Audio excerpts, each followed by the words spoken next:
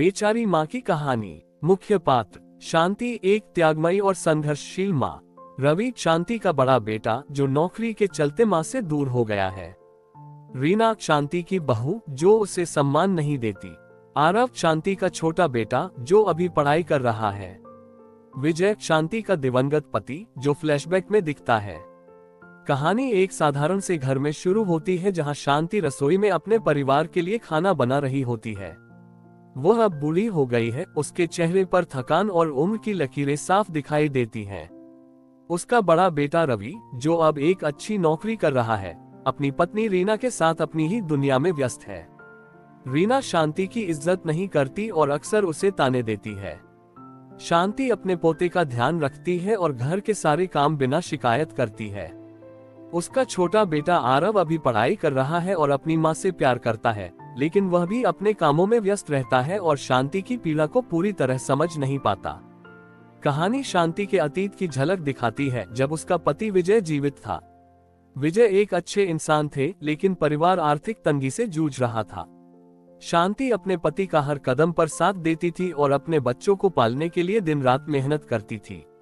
विजय की अचानक मृत्यु ने शांति को तोड़ दिया, लेकिन अपने बच्चों के भविष्य के लिए उसने अपने आंसू पोंछ लिए और संघर्ष करने का फैसला किया। एक भावनात्मक फ्लैशबैक में दिखाया जाता है कि शांति कैसे खुद भूखी रहकर अपने बच्चों को खाना खिलाती थी और उनके पढ़ाई के खर्चे के लिए अतिरिक्त काम करती थी। उसने अपने बच्चों को कभी भी अपने दर्द का एहसास नहीं होने दिया। वर्तमान में शांति की तबीयत बिगड़ने लगती है, लेकिन वह किसी को कुछ नहीं बताती। रीना उसे ताने मारती रहती है कि वह सिर्फ बोझ बन गई है। रवि अपनी नौकरी में इतना व्यस्त है कि उसे अपनी माँ की तकलीफें दिखाई ही नहीं देती। वह रीना की बातों में आकर शांति की शिकायतों को नजरअंदाज करता है।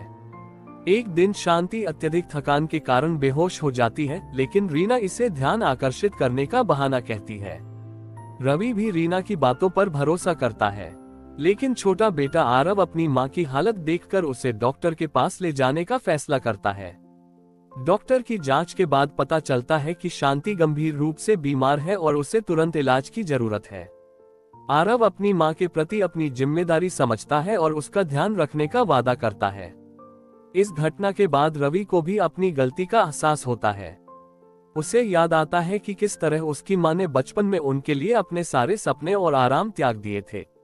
रवि माँ से माफी मांगता है, लेकिन शांति मुस्कुराते हुए कहती है, माँ का प्यार बिना शर्त होता है बेटा। मैंने हमेशा तुम्हारे भले की कामना की है। शांति की यह बात सुनकर रवि की आंखों में आंसू आ जाते हैं। कहानी के अंत में रवि और आरव मिलकर अपनी माँ की देखभाल करने का फैसला करते हैं। रीना को भी अपने व्यवहार पर पछतावा होता है और वह शांति से माफी मांगती है।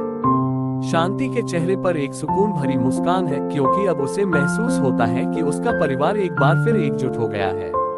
मूल संदेश: ये कहानी एक माँ के अद्वितीय प्रेम और बलिदान की है, जो बिना किसी अपेक्षा के अपने बच्चों की खुशियों के लिए खुद को कुर्बान कर देती है।